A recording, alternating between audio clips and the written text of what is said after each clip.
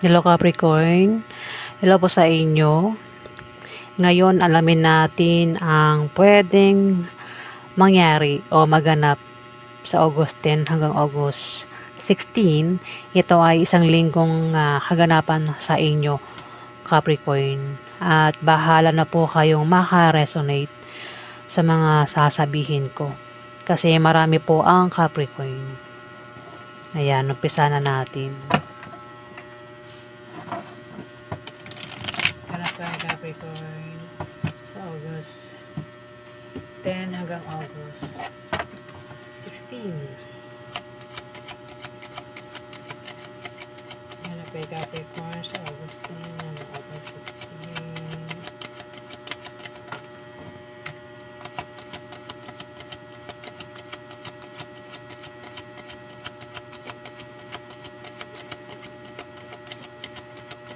Hanap kay Capricorn sa August 10 hanggang August 16.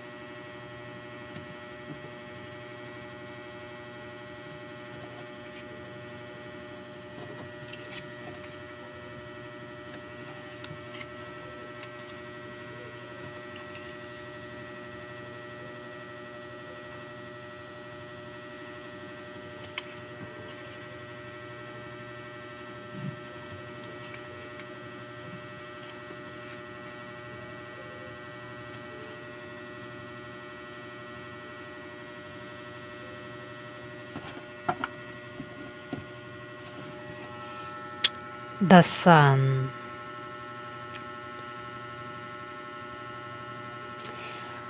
Pwedeng nangyari na, no? Pwedeng may nangyari na sa inyo, Capricorn, na pwedeng naloko kayo.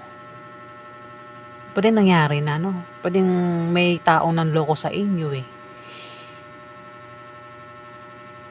Ayan, makaka-move on ka na sa taong ito na nanloko sa'yo, nakagawa sa'yo ng masama sa 1 week na yan, Capricorn. Makaka-move on ka na sa kanya. Pwede rin naman na ma-solve na ang problema mo na pinagdaanan mo dito, Capricorn. Kasi pwedeng iba sa inyo ay may ginawa kayo dyan, eh. Meron kayong kumbaga, kung may nag-offer sa inyo, tinanggap mo, eh. Kaso, hindi mo alam na pwedeng naloko ka dito, eh, Capricorn, eh. Parang nadaya ka. At sa 1 week na yan, pwedeng maka-move on ka na o makaalis ka na sa problema na yan, Capricorn. Ikaw daw ay makakaramdam ng kasiyahan, kagalakan, magandang pakiramdam. Pwede rin naman baka nagkasakit ang iba sa inyo o may sakit sa pamilya nyo, gagaling na yung may sakit na ito, Capricorn. May darating din na magandang balita, resulta, regalo, mga binubuksan sa 1 week na yan na ikaw ay magiging masaya, Capricorn. Mapapangiti ka kapag yan ay natanggap mo, Capricorn.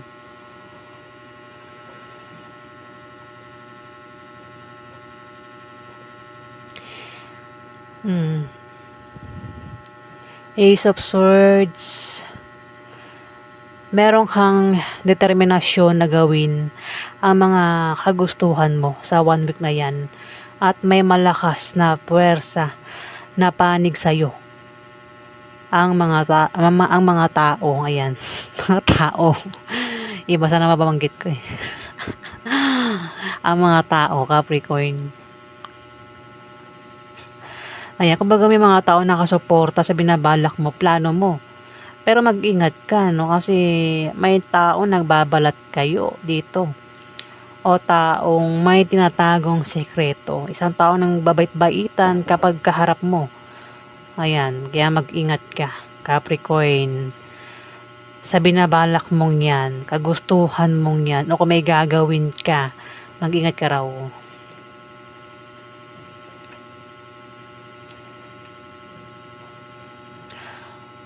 Mm.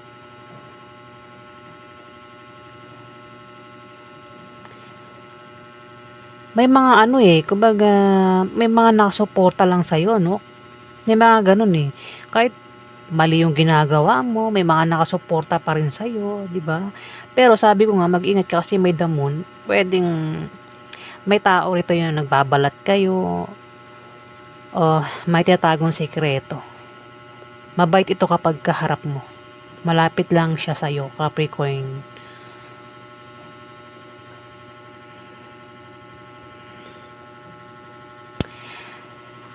May lalaking malakas ang loob dito. Malakas ang loob, kakit-akit, hindi siya mapakali sa 1 week na yan.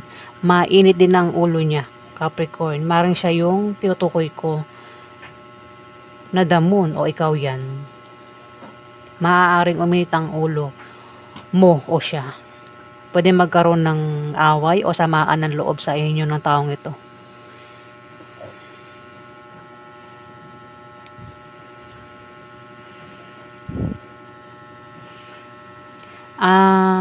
Meron ka raw dinadalang mabigat na problema, Capricorn. O meron kang kasi hawak mo ito no? Hawak mo ang mga taong ito. Tao yan Oh, nabibigatan ka. Nabibigatan ka sa mga taong ito, Capricorn. Maaaring pinaproblema mo yung mga taong yan.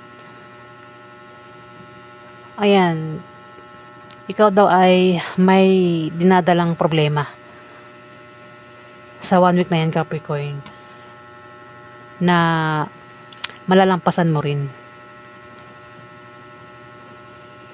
Pwedeng may nagpapahirap sa'yo dito, Capricorn.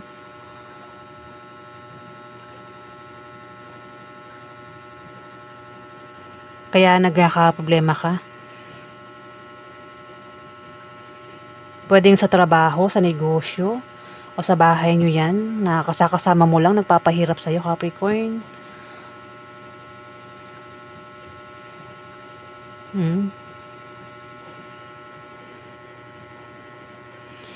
Dito,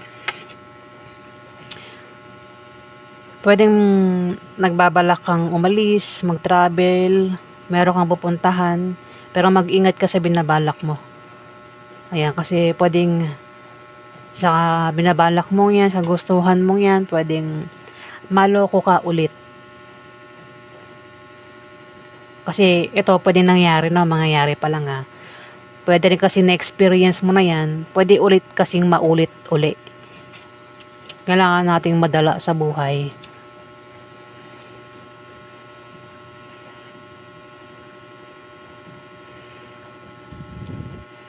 Kasi pag hindi tayo madadala, wala, paulit-ulit lang yung mangyayari, di ba?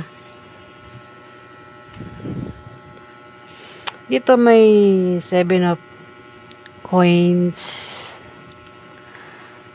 Kung ikaw daw ay may pinaghihirapan, pinagtatrabahuhan, makikita mo na ang mga resulta niyan. Dahil yan sa kasipagan mo at pagtsatsaga mo, Capricorn. Pwede rin na ito ay harvest. Patungkol sa pera o baka naman mahilig magtanim ang iba sa inyo. Makikita mo na sa 1 week na yan, itong mga tanim mo, marami ng bunga. Ayan. At maring harvestin mo na yung mga bunga. Kung patungkol sa pera, kumbaga sa ipon, marami ka ng ipon. Invest. Malaki na yung invest mo. Nakikita mo, ang laki na ng mga ano mo, talagang yung pera mo talagang tumutubo dito, Capricorn. Makikita mo na yan, ang resulta niya sa 1 week na yan.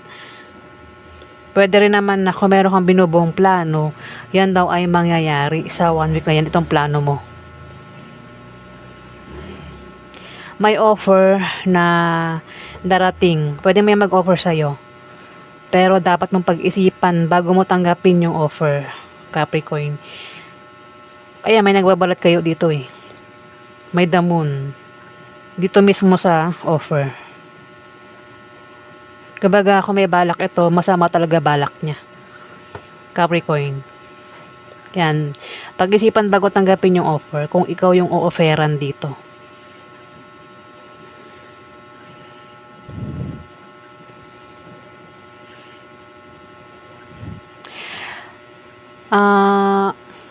Maaaring meron ka raw karangyaan, ano? Kumbaga ang iba sa inyo may kaya sa buhay.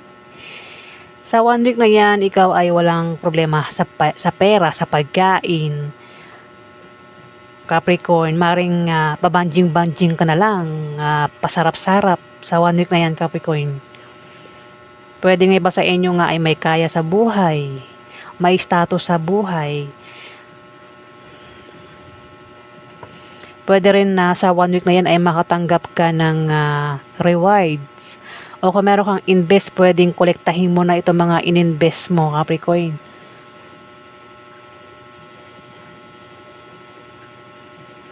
Meron ka ng yaman, pera, nang dahil yan sa kakagawan mo.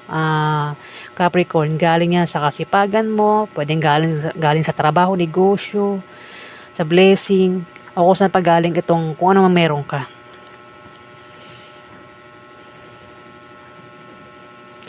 Dito, may darating sa inyong bagong kasanayan o kaalaman sa 1 week na yan. Pwede rin na ikaw ay maging busy sa trabaho mo, sa negosyo mo, o sa kung ano man itong ginagawa mo, magiging busy ka raw dyan at pera ang kapalit niyan, Capricorn. Yung nga lang dyan mismo, sa lugar na yan, ay may kasama ka ang maaaring nagpapabigat sa'yo. O maaaring nagkakaproblema ka dyan mismo, Capricorn, na malalampasan mo rin daw. Pwede rin naman na ikaw lang itong kumikilos eh. Parang walang gustong tumulong sa'yo, Capricorn, dito. Ayan. Yan yung problema ng iba sa inyo. Parang, kumbaga sa trabaho, parang ikaw lang itong parang sa'yo yung mabigat na trabaho. Tapos, yung mga kasama mo magaan. Parang ganun. Kung sa gawaing bahay, parang ikaw lang yung kumikilos. Yung iba, hindi kumikilos. Ayan, Capricorn. Kaya magiging busy ka raw sa 1 week na yan sa kung ano man itong pagkakabisihan mo, Capricorn. Ayan po ang ganap sa inyo. Salamat po.